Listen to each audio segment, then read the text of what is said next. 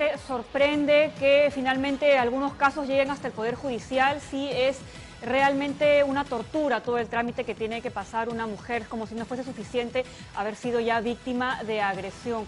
¿Qué está pasando con el sistema? ¿Por qué también se convierte en un agente agresor contra la mujer? Para comentar de este tema se encuentra con nosotros también Liz Meléndez. Ella es directora del Centro de la Mujer Peruana Flora Tristán, a quien le damos la bienvenida. Gracias por estar aquí el día de hoy. Muchas gracias por abordar estos temas tan importantes para todos. Por supuesto que sí. Y hemos sido testigos en los últimos días de estos casos, pero no solamente de las agresiones en sí, de las situaciones que habían en torno a estas agresiones, sino también de lo que viene después, porque si hemos visto todo lo que se tarda una mujer en poder plantear la denuncia y cómo las tratan también en los diferentes estamentos del sistema de justicia, muchas llegan a desistir de continuar con esta denuncia. ¿Por qué sucede esto? ¿En dónde está el problema? Bueno, se ha trabajado mucho en los últimos años para mejorar las normas.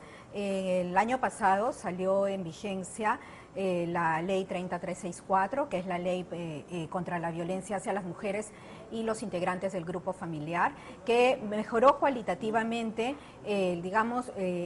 las normas que teníamos al incorporar, por ejemplo, lo que han señalado como violencia patrimonial, violencia ya existía violencia sexual, violencia física, psicológica, pero además acortar también el proceso. Sin embargo, el problema sigue estando en la implementación de estas normas y en cómo se le asigna presupuesto también a la lucha contra la violencia, porque hemos visto los casos que las están mandando hasta hacia un año, ¿no? Eso también sucede porque no hay suficiente personal para atender la gran magnitud de este problema.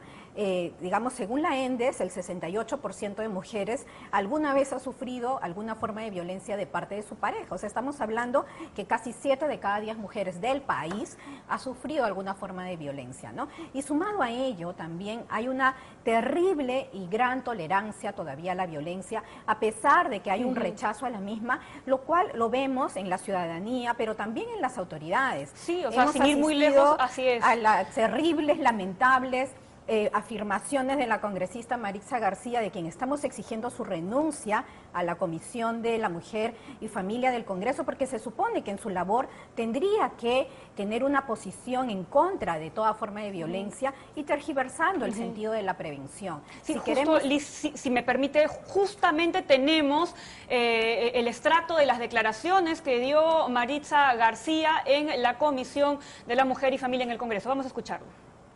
¿Por qué suelen suceder los feminicidios? Lo que el gran psicólogo y maestro dijo es que la mujer a veces sin razón o sin querer queriendo da la oportunidad al varón para que se cometa ese tipo de actos, porque muchas veces puede haber un agresor que es absolutamente sano.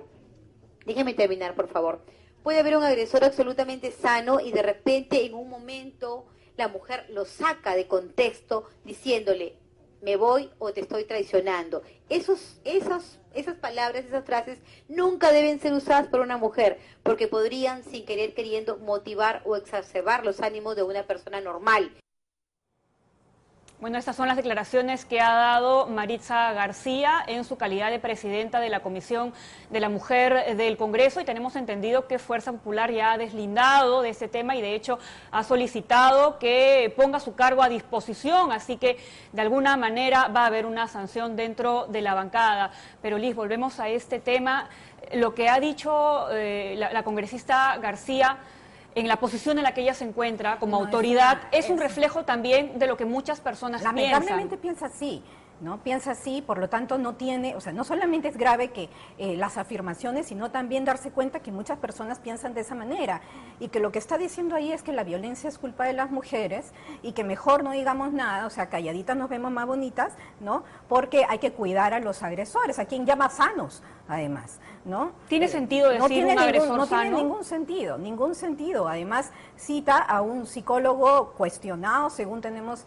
entendido, y además, más allá de eso, sus declaraciones lo único que nos dan evidencia es de que es una persona que no conoce el tema de violencia contra las mujeres, que no conoce ni tiene sensibilidad para estar en el cargo en el que está. Por lo tanto, desde diversas organizaciones y movimientos estamos pidiendo su renuncia a un cargo cargo que es vital en el Congreso, por donde pasan todas las normas orientadas a la defensa de los derechos de las mujeres, porque con ese tipo de pensamiento no va a ayudar ni va a cumplir la función en el marco de los derechos humanos que esperamos y de la igualdad, ¿no? Ahora, volviendo al tema de las denuncias, Liz, usted ha mencionado que hay un grave problema presupuestal, Sí. pero también a muchas personas nos puede quedar la sensación de que es mucho más difícil que una víctima de agresión psicológica, por ejemplo, pueda demostrar su denuncia cuando no hay, por ejemplo, un video de la agresión,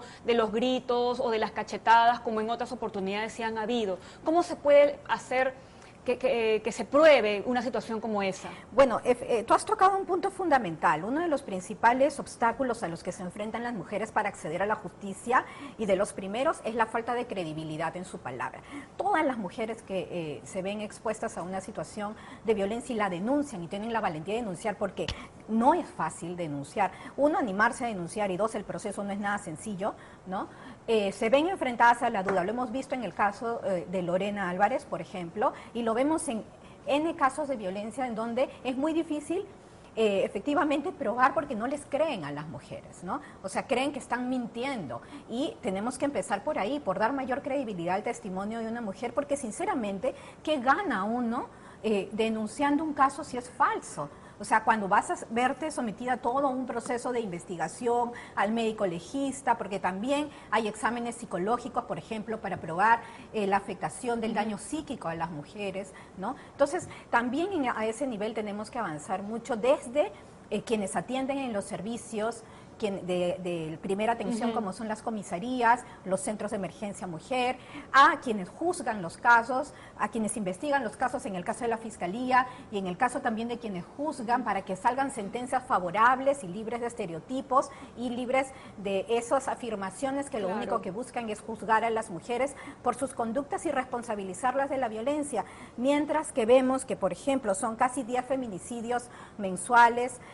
A la fecha tenemos más de 82 feminicidios y más de 156 tentativas. En los últimos años, en los últimos 7 años, podemos contar 1.978 casos de violencia feminicida, entre feminicidios y tentativa de feminicidio. O sea, casi 1.000 mujeres asesinadas en los últimos 7 años, producto de la violencia contra las mujeres, de la violencia específica. Por lo tanto, es una vergüenza, y es una vergüenza nacional, que la congresista salga prácticamente a favor de los agresores, culpando a las mujeres de la violencia, y eso como país no lo podemos permitir. Son terribles realmente las cifras que usted nos acaba de dar, Liz, y efectivamente es mucho lo que una mujer tiene que poner en una balanza antes de animarse a hacer una denuncia pública, porque ya hemos visto también la exposición.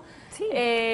Hay mucho escarnio público también. Hay mucha burla, hay mucha estigmatización, hay mucho sufrimiento en las mujeres que denuncian y que encima hacen público su denuncia. Yo veía con mucho dolor las manifestaciones de Lorena Álvarez el último fin de semana, cuando ella se vio en la necesidad de salir públicamente a defender su testimonio, porque en general había muchos cuestionamientos a ella en las redes sociales, ¿no? Entonces, realmente eso nos tiene que llevar a una reflexión. El caso de Arlet, que ha sido tan emblemático, se encuentra todavía impune, ¿no? Todavía el agresor está libre, ¿no? En este caso de Martín Camino, de Micaela, felizmente se ha dictado la prisión preventiva, pero más allá de la prisión preventiva, tiene que ser sentenciado en el marco de nuestras normas. Y por supuesto que fue tentativa de feminicidio. ¿Qué cosa pretendía él poniéndole un cuchillo y arrastrándola por el suelo? Esa mujer pudo haber muerto en esa escalera con un golpe en la cabeza.